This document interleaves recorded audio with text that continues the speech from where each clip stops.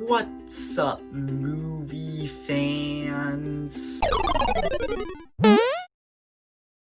So back in 5th grade, my entire class actually read this book called The One and Only Ivan, and it was based off of a true story about a gorilla named Ivan who lived in a shopping mall. And it's probably one of the best books I've ever read in my entire life, because it was amazing. It was really emotional, and there were some elements to it that were really dark, especially for a book about talking animals. But I really, really liked it. So then I heard that they were making a movie based off of it, and I was like, oh yeah, that'll be awesome. I had it on my top 10 most anticipated movies of 2020 list. Then, two things happened that kind of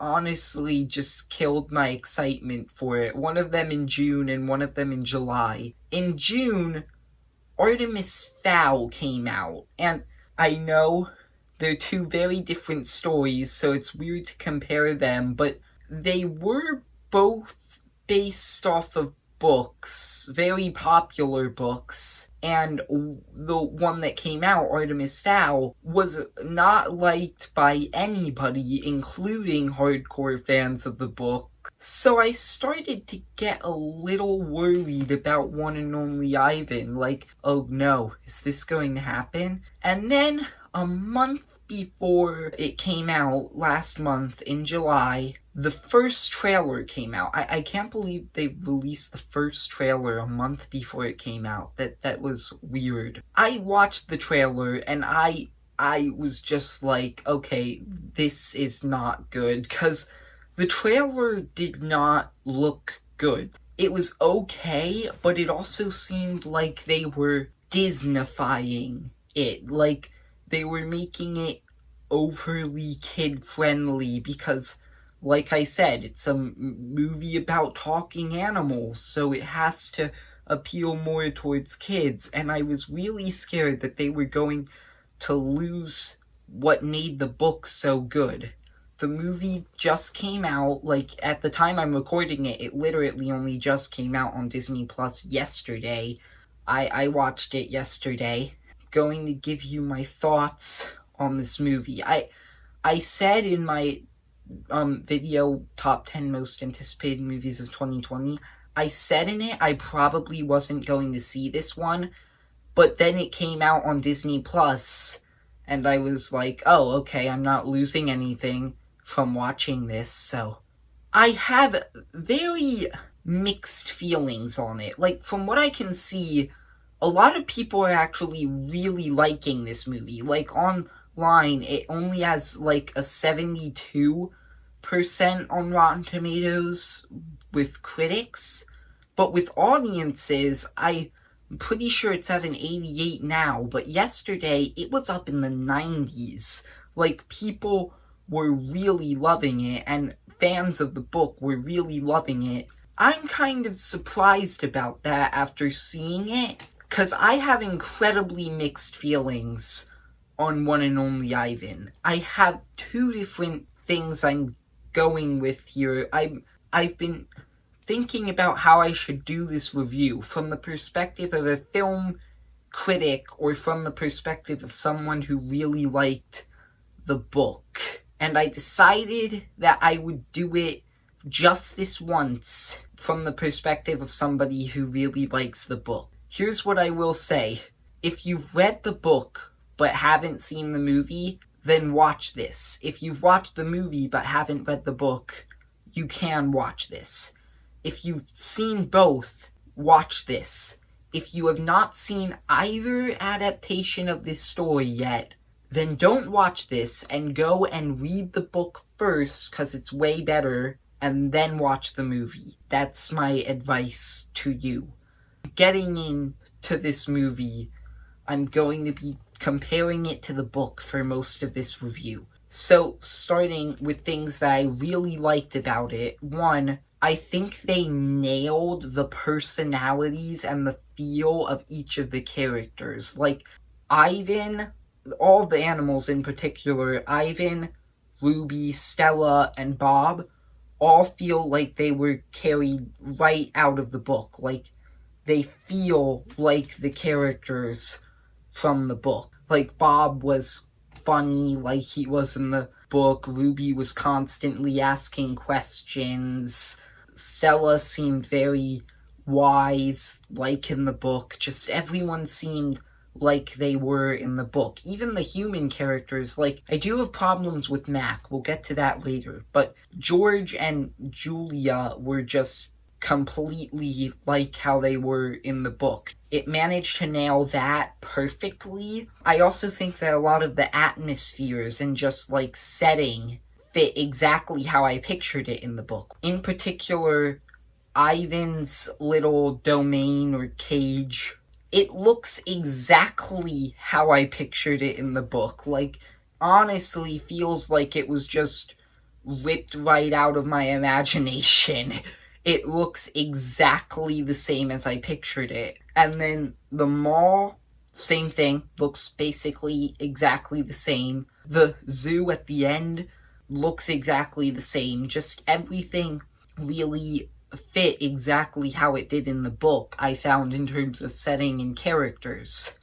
I know that that doesn't seem like a lot, but honestly, I would say that I do like this movie. And I'm saying this because I'm going to be going over the negatives for a while, and it's going to seem like I really didn't like this movie, but I assure you, I did.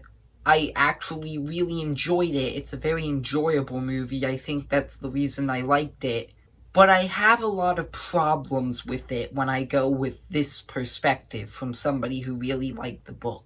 Getting into those, I have 3 big problems, and I think they all come down to exactly what I said at the beginning here. Disney Disneyfied it. They made it so that it would appeal more to kids, like very young kids, and I think that was the wrong move. I get appealing more to kids, but I feel like kids could handle some of the stuff that they cut, so I'm gonna get into my problems. 1. What's with the hundreds of animals they added? Like, in the book, 5 of these animals were actually in the book. From what I remember, only 5 of them. Obviously, there's Ivan, then there's Ruby, Stella, Bob. Those are the 4 main ones. Those are it. And then there's also the dog Snickers, who, like, briefly appears, briefly is mentioned. None of these other characters are in the book. They just felt out of place to me because, well, they didn't have any source material. I kind of get adding them, honestly. But I don't think they should have had as much screen time as they had. Like, they dedicated way too much time. You can check in on them every once in a while just to lighten the tone and make jokes, but they do that a bit too often, especially since they weren't in the book at all, so it kind of annoyed me. My second problem is Mac. Mac in the book is a very, very bad person. I'm just gonna say that straight out. They make it clear several times that he is a bad person. Like, the only real animal he cares about at all in the entire place, and even the only real character he cares about at all, is Ivan. Everybody else, he's constantly freaking out at Bob. The only reason he even cares about Stella, they make this clear through one subtle line. The only reason he's trying to stop her from dying is because he still thinks he can make some money off of her. And he abuses Ruby like he's not a good person. And you hate him so much in the book, or at least I did. But with the movie, it's hard to hate him, because he seems like a good guy. Like, sure, has all these animals in cages, but he seems like a good guy.